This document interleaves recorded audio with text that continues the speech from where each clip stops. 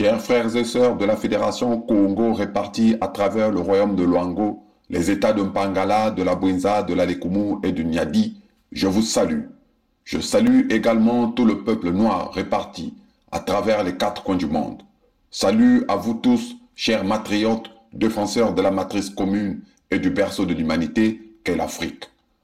Entre le 1er janvier de cette année 2023 et ce jour du 31 janvier de cette même année, vous avez été très nombreux à demander à ce que votre souverain, que je suis, s'exprime verbalement, prenne la parole afin de vous réitérer, à chacun de vous et à chacune de vos familles, la solidité de l'alliance éternelle scellée entre le royaume et les 4 États qui composent votre nouveau pays, notre nouveau pays, c'est-à-dire la Fédération Congo.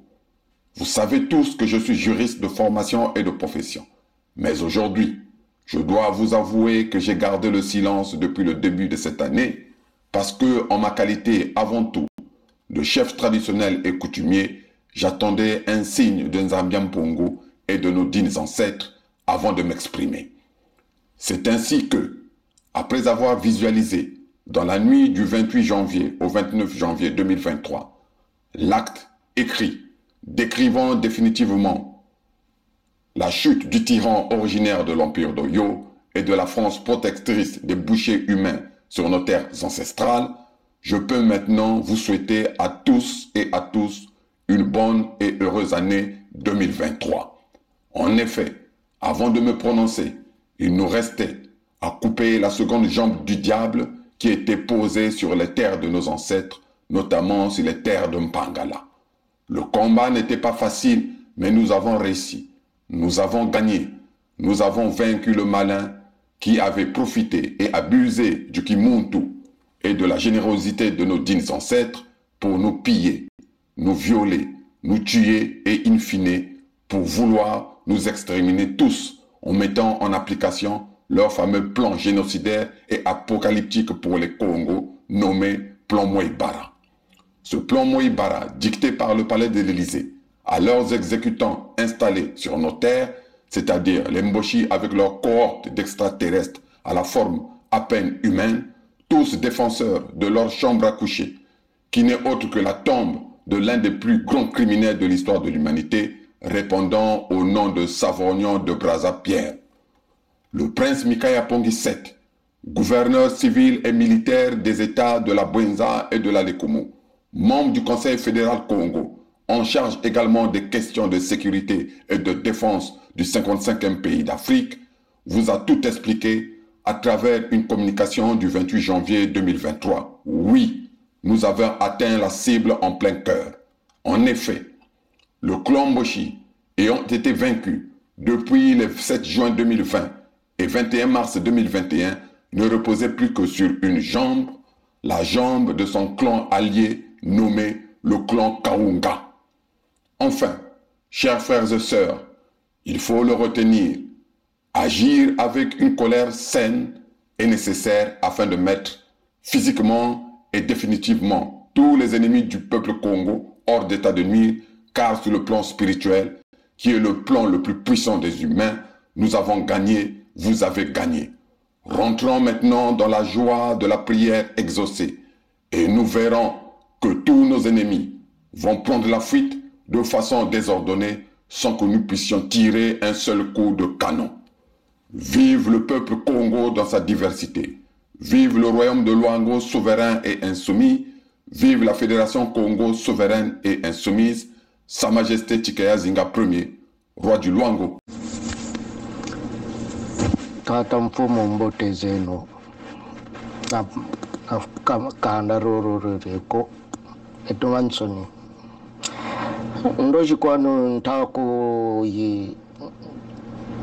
se expliquer tata nzambi kunsongese sa majesté wantete turiri ku Pointe Noire wabwaka zanda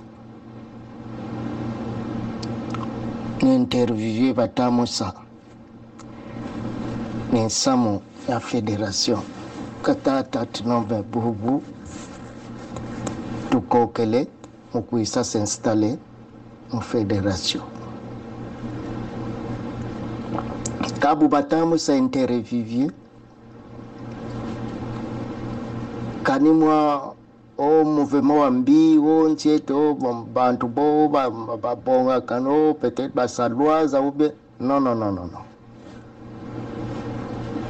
En tout cas interview babel Moussa Mentele ça majesté on tu wa boaka ubaka bubu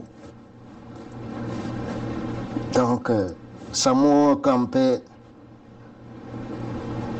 kokevela ko même mata kama zonzako